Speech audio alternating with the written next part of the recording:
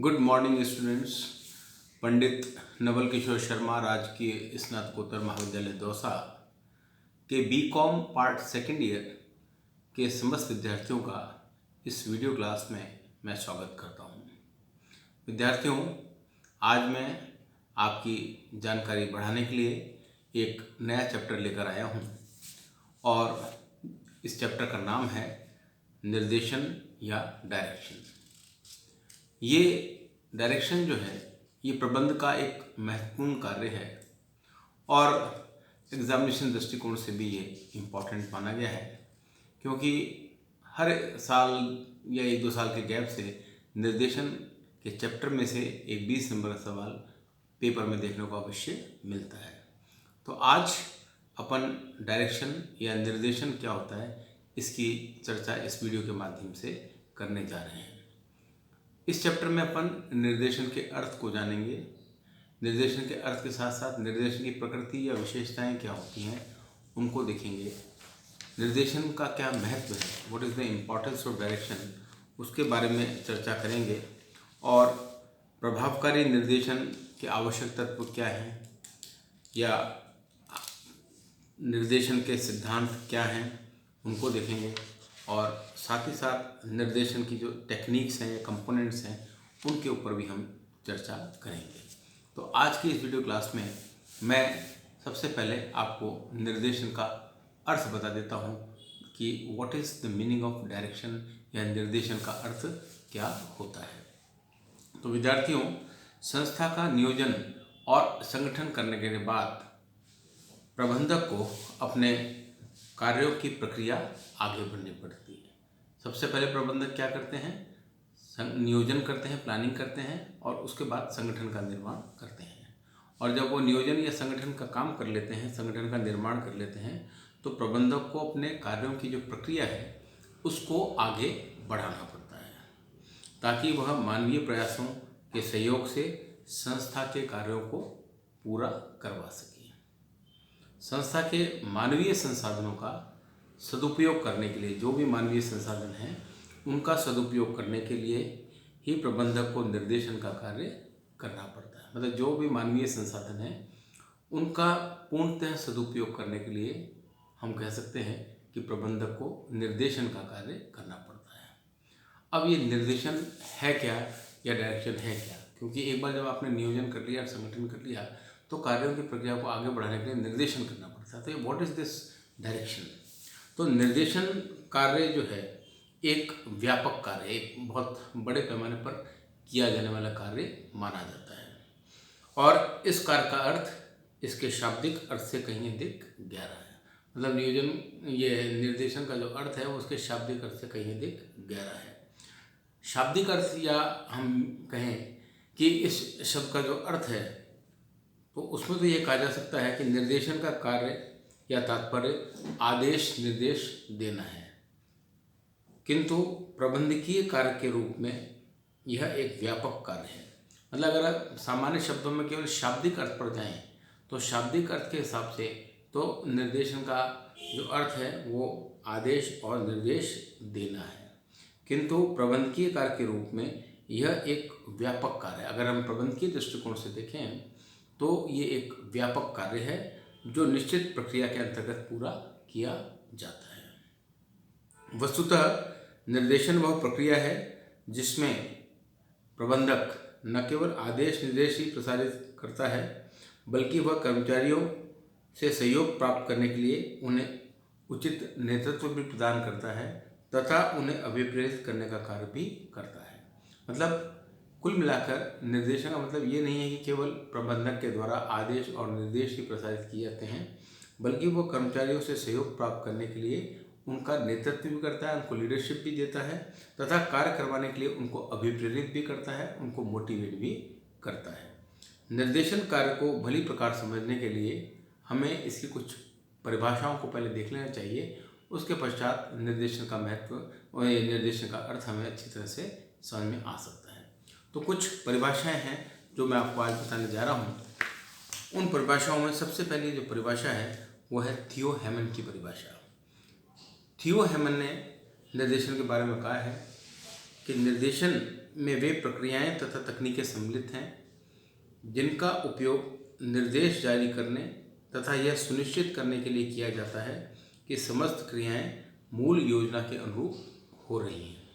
तो पहली परिभाषा थियो हेमन की है, जो ये कहती है कि निर्देशन में क्या है, निर्देशन में वे प्रक्रियाएं तथा तकनीकें शामिल हैं, वे प्रोसेस शामिल हैं या वे टेक्निक्स शामिल हैं जिनका उपयोग निर्देश जारी करने के लिए किया जाता है। मतलब निर्देशन में वो टेक्निक शामिल हैं जिनका प्रयोग निर्देश जारी करने के लिए किया जाता है तथा यह सुनिश्चित करने के लिए किया जाता है कि समस्त क्रियाएं योजना के अनुरूप हो रही हैं। ये थियो हेमन की परिभाषा है। दूसरी परिभाषा अर्नेस्ट डेल ने दी है और अर्नेस्ट डेल ने बताया कि क्या करना है यह बताना एवं यह देखना या सुनिश्चित करना कि वे अपनी योग्यता से सर्वोत्तम ढंग से उसे पूरा करते हैं, यही निर्देशन है। तो अर्नेस्ट डेल की परिभाषा भी काफ़ी अच्छी है और काफ़ी सिंपल परिभाषा में दी है कि सबसे पहले उन्होंने बताया कि क्या करना है यह बताना, कि आप अपने कर्मचारियों को पहले यह बताएं कि क्या काम करना है और फिर ये देखना या सुनिश्चित करना कि वे अपनी योग्यता से सर्वोत्तम ढंग से कार्य को पूरा करते हैं कि नहीं, यही निर्देशन है। तो सबसे पहले अर्नेस्ट डेल के अनुसार कर्मचारियों को कार्यों को बताना और फिर ये सुनिश्चित करना या देखना कि वे कार्य सर्वोत्तम ढंग से अच्छी तरीके से करते हैं या नहीं करते हैं, ये देखना या काम करना ही निर्देशन कहलाता है। तीसरी परिभाषा मार्शल ई डिमक ने दी है और डिमक ने लिखा है कि निर्देशन कार्य प्रशासन का हृदय है। मतलब डिमक के अनुसार जो निर्देशन का कार्य है, द वर्क ऑफ डायरेक्शन, हम कह सकते हैं वो प्रशासन का हृदय है। It is the heart of administration, ऐसा डिमक का मानना है। तो डिमक ने लिखा कि निर्देशन कार्य प्रशासन का हृदय है, जिसमें कार्यविधि का निर्धारण करना, आदेश तथा निर्देश देना तथा गतिशील नेतृत्व प्रदान करना सम्मिलित है। तो इन्होंने प्रशासन का हृदय इसको माना है और इसमें कार्यविधि का निर्धारण करना कि क्या कार्य करना है, आदेश तथा निर्देश देना तथा गतिशील नेतृत्व प्रदान करना सम्मिलित होता है। तो ये तीन परिभाषा मैंने आपको बताई जो कि इम्पोर्टेंट परिभाषाएं हैं। पहली थी थियो हेमन की, दूसरी अर्नेस्ट डेल की और तीसरी परिभाषा आपको मार्शल ई डिमक के बारे में मैंने आपको बता दी। अब निष्कर्ष के रूप में अगर देखा जाए तो हम कह सकते हैं कि निर्देशन वह प्रबंधकीय कार्य है जिसके अंतर्गत प्रबंधक अपने अधीनस्थों को आदेश एवं निर्देश देता है। मतलब निर्देशन का कार्य क्या है, निर्देशन वह मैनेजरियल कार्य है, प्रबंधक कार्य है जिसके अंतर्गत प्रबंधक अपने अधीनस्थों को आदेश एवं निर्देश देता है, उसके कार्यों का पर्यवेक्षण करता है, निरीक्षण करता है, मार्गदर्शन करता है, उन्हें नेतृत्व प्रदान करता है तथा कार्य करने हेतु अभिप्रेरित करता है ताकि वे यानी कर्मचारी संस्था के उद्देश्यों की प्राप्ति में कुशलतापूर्वक एवं प्रभावकारी रूप से योगदान कर सकें।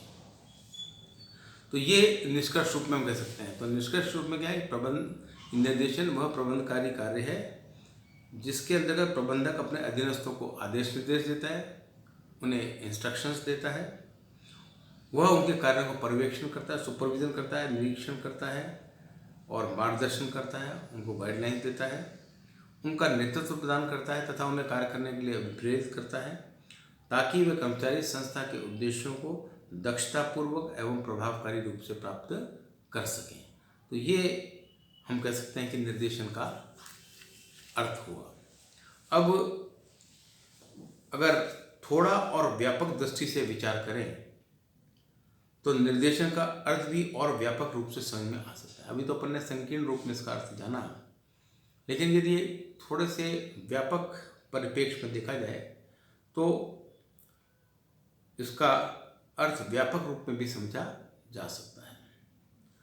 हम सब ये जानते हैं कि आज प्रत्येक संस्था में कर्मचारी कार्य करते हैं। मतलब प्रत्येक संस्था में, ऑर्गेनाइजेशन में बहुत से कर्मचारी कार्य करते हैं। संस्था तथा कर्मचारियों के अपने अपने उद्देश्य होते हैं। अब जब किसी संस्था में बहुत से कर्मचारी कार्य करते हैं तो उस संस्था के जो कर्मचारी होते हैं उनके अपने अपने उद्देश्य होते हैं संस्था के भी अपने उद्देश्य होते हैं और कर्मचारियों के भी अपने उद्देश्य होते हैं। उनके व्यक्तिगत एवं सामूहिक दोनों ही प्रकार के उद्देश्य हो सकते हैं। अब संस्था में जो कार्य करने वाले कर्मचारी होते हैं उनके व्यक्तिगत उद्देश्य भी हो सकते हैं और उनके सामूहिक उद्देश्य भी हो सकते हैं। जितने भी कर्मचारी काम करते हैं उनके अपने इंडिविजुअल ऑब्जेक्टिव्स भी हो सकते हैं और कलेक्टिवली भी उनके ऑब्जेक्टिव्स हो सकते हैं, उद्देश्य हो सकते हैं। अतः प्रत्येक संस्था के प्रबंधक को संस्था के उद्देश्यों के साथ साथ कर्मचारियों के व्यक्तिगत एवं सामूहिक उद्देश्यों की पूर्ति के लिए प्रयास करने पड़ते हैं। तो क्या करना पड़ता है? जो संस्था के प्रबंधक हैं या जो संस्था के मैनेजर्स हैं उनको क्या करना पड़ता है? उनको संस्था के उद्देश्यों के साथ साथ कर्मचारियों के व्यक्तिगत एवं सामूहिक उद्देश्यों की पूर्ति के लिए कार्य करना पड़ता है या प्रयास करना पड़ता है। दोनों के ही उद्देश्यों की पूर्ति एक साथ तभी संभव हो सकती है, मतलब संस्था के उद्देश्य और कर्मचारियों के व्यक्तिगत एवं सामूहिक उद्देश्यों की पूर्ति तभी संभव हो सकती है जबकि प्रबंधक इन दोनों के उद्देश्यों में प्रभावकारी तरीके से तालमेल या समन्वय करे। मतलब संस्था के उद्देश्य और व्यक्तिगत या सामूहिक उद्देश्यों की जो इंडिविजुअल ऑब्जेक्टिव्स हैं उनकी पूर्ति जब भी हो सकती है जबकि प्रबंधक इन दोनों के उद्देश्यों में प्रभावकारी तरीके से तालमेल या समन्वय करे। अतः प्रबंधक निर्देशन के द्वारा संस्था के उद्देश्यों की पूर्ति के लिए ही प्रयास नहीं करता बल्कि वह संस्था के कर्मचारियों के व्यक्तिगत एवं सामूहिक उद्देश्यों में समन्वय स्थापित करने का कार्य भी करता है। तो कुल मिलाकर संस्था का जो प्रबंधक है वो केवल संस्था के उद्देश्यों की पूर्ति के लिए ही कार्य नहीं करता बल्कि वो संस्था के कार्य करने वाले जो कर्मचारी हैं उनके व्यक्तिगत और सामूहिक उद्देश्यों और संस्था के उद्देश्यों दोनों में समन्वय स्थापित करने का प्रयास भी करता है। दूसरे शब्दों में हम कह सकते हैं कि निर्देशन के द्वारा प्रबंधक एक ऐसा कार्य वातावरण तैयार करता है, मतलब अन्य शब्दों में यदि हम बात करें तो निर्देशन के द्वारा प्रबंधक एक ऐसा कार्य वातावरण तैयार करता है, एक ऐसा वर्क एनवायरनमेंट तैयार करता है जिसमें कर्मचारी स्वेच्छापूर्वक एवं उत्साह के साथ संस्थागत तथा व्यक्तिगत उद्देश्यों की प्राप्ति के लिए एक साथ मिलकर कार्य कर सकें। तो अन्य शब्दों में यदि देखा जाए तो निर्देशन का अर्थ क्या है कि निर्देशन के द्वारा प्रबंधक एक ऐसा कार्य वातावरण तैयार करता है, एक ऐसा वर्क एटमॉस्फेयर एनवायरनमेंट क्रिएट करता है प्रबंधक जिसके द्वारा कर्मचारी स्वेच्छापूर्वक उत्साह के साथ संस्थागत एवं व्यक्तिगत उद्देश्यों की प्राप्ति के लिए एक साथ मिलकर कार्य कर सकें। तो इस प्रकार निर्देशन कार्य का अर्थ और भी व्यापक हो जाता है। पहले तो हमने देखा था कि निर्देशन कार्य का अर्थ केवल ये था कि आदेश निर्देश देना, कर्मचारियों को नेतृत्व प्रदान करना तथा कार्य करने के लिए उनको अभिप्रेरित करना ताकि संस्था के उद्देश्यों की पूर्ति की जा सके। लेकिन अब निर्देशन कार्य का अर्थ और भी व्यापक हो जाता है। इस व्यापक अर्थ में निर्देशन में वे सभी प्रबंधकीय क्रियाएं सम्मिलित हैं जिनके द्वारा कर्मचारियों को आदेश निर्देश दिए जाते हैं। मतलब यदि व्यापक अर्थ की हम बात करें तो व्यापक अर्थ में निर्देशन में वे सभी क्रियाएं सम्मिलित हैं, वे सब क्रियाएं सम्मिलित हैं जिनके द्वारा कर्मचारियों को आदेश निर्देश दिए जाते हैं, उनका मार्गदर्शन एवं नेतृत्व किया जाता है तथा उन्हें कार्यों को स्वेच्छा से पूरा करने के लिए अभिप्रेरित किया जाता है। मतलब निर्देशन में सभी प्रबंधकीय क्रियाएं सम्मिलित हैं जिनके द्वारा कर्मचारियों को आदेश निर्देश दिया जाता है, उनका मार्गदर्शन एवं नेतृत्व प्रदान किया जाता है तथा उन्हें कार्यों को स्वेच्छा से पूरा करने के लिए अभिप्रेरित किया जाता है ताकि संस्था में कार्य वातावरण का निर्माण कर संस्थागत एवं व्यक्तिगत उद्देश्यों को प्राप्त किया जा सके। तो ये हम कह सकते हैं निर्देशन का एक व्यापक अर्थ हुआ। तो विद्यार्थियों, आज अपन ने निर्देशन के अर्थ की चर्चा करी है केवल, और कुछ परिभाषाओं को जाना जिसमें कि थियो हेमन की परिभाषा या अर्नेस्ट डेल की परिभाषा या मार्शल ई डिमॉक की परिभाषा को अपन ने देखा। तो इन सब की परिभाषाओं को देखने के पश्चात हम कह सकते हैं कि निर्देशन एक प्रबंधकीय कार्य है, मैनेजरियल एक्टिविटी है ये, और इसमें प्रबंधक जो है केवल आदेश निर्देश के द्वारा ही कार्य नहीं कर पाता बल्कि वो अपने कर्मचारियों के कार्यों को करने के लिए उनके कार्यों का समन्वय करता है, उन्हें उचित नेतृत्व प्रदान करता है, कार्य करने के लिए उनको अभिप्रेरित करता है। ये तो उसका संकीर्ण अर्थ हुआ। और इससे भी अगर हम आगे जाकर व्यापक अर्थ की चर्चा करें तो व्यापक अर्थ में निर्देशन का कार्य आदेश निर्देश देना या कर्मचारियों को नेतृत्व प्रदान करना या अभिप्रेरणा से भी अधिक है। और जैसा मैंने पहले बताया कि व्यापक अर्थ में क्या होता है कि प्रत्येक संस्था में जब कर्मचारी कार्य करते हैं तो कर्मचारियों के अपने व्यक्तिगत और सामूहिक उद्देश्य होते हैं। तो संस्था के उद्देश्यों को प्राप्त करना और कर्मचारियों के व्यक्तिगत एवं सामूहिक उद्देश्यों में तालमेल बैठाना, ये भी निर्देशन का एक प्रमुख कार्य हो जाता है। तो निर्देशन का कार्य ये हुआ कि संस्था में कार्य करने वाले कर्मचारियों को निर्देशित करना, उनको नेतृत्व प्रदान करना, उनको कार्य करने के लिए प्रेरणा प्रदान करना, उनको आदेश निर्देश देना और संस्था के जो उद्देश्य हैं और जो संस्था में कार्य करने वाले कर्मचारियों के व्यक्तिगत और सामूहिक उद्देश्य हैं उनमें सामंजस्य बैठाना ताकि संस्था के कार्य आसानी से पूरे किए जा सकें और संस्था के उद्देश्यों को आसानी से पूरा किया जा सके। तो विद्यार्थियों, कुल मिलाकर ये आज अपन ने निर्देशन के अर्थ को जाना। तो उम्मीद करता हूँ कि मैंने आपको बड़े विस्तार से परिभाषाओं समेत निर्देशन का अर्थ एवं परिभाषाओं को बताया है, आपको समझ में आ गया होगा। अगले वीडियो में अपन निर्देशन की प्रकृति या निर्देशन की विशेषताओं के बारे में चर्चा करेंगे। तो जब हम निर्देशन की प्रकृति को जानेंगे या निर्देशन की विशेषताओं के बारे में चर्चा करेंगे तो आपको और आसानी से निर्देशन का महत्व या अर्थ समझ में आ जाएगा। तो ये वीडियो मैं यही समाप्त करता हूँ इस आशा के साथ कि निर्देशन का जो भी आज मैंने आपको अर्थ बताया है या जो भी परिभाषाएं बताई हैं वो आपको समझ में आ गई होंगी। और एग्ज़ाम में जब क्वेश्चन पूछते हैं तो इसमें 8 नंबर का सवाल आता है कि निर्देशन से आप क्या समझते हैं। तो यदि 8 नंबर का सवाल आता है तो आपको ये 3 परिभाषाएं जो मैंने आपको बताई हैं, साथ ही साथ आपको निष्कर्ष के रूप में भी लिखना पड़ेगा कि निष्कर्ष के रूप में निर्देशन का अर्थ क्या होता है। क्योंकि 8 नंबर का जब सवाल आता है तो उसमें 1 या 2 डेफिनेशन काम नहीं चलता, कम से कम 3 डेफिनेशन आपको देनी पड़ती है। तो आप उसमें 3 डेफिनेशन लिखेंगे निर्देशन की, जो मैंने आपको बताई, अर्नेस्ट डेल की डेफिनेशन बताई, थियो हेमन की बताई और डिमो की परिभाषा दी। तो ये तीनों परिभाषाएं आप उसमें लिख देंगे। साथ ही साथ एक उपयुक्त परिभाषा जो अपने शब्दों में आपके द्वारा लिखी जाएगी वो लिख देंगे या उसका अर्थ अंत में आप निष्कर्ष के रूप में लिख देंगे।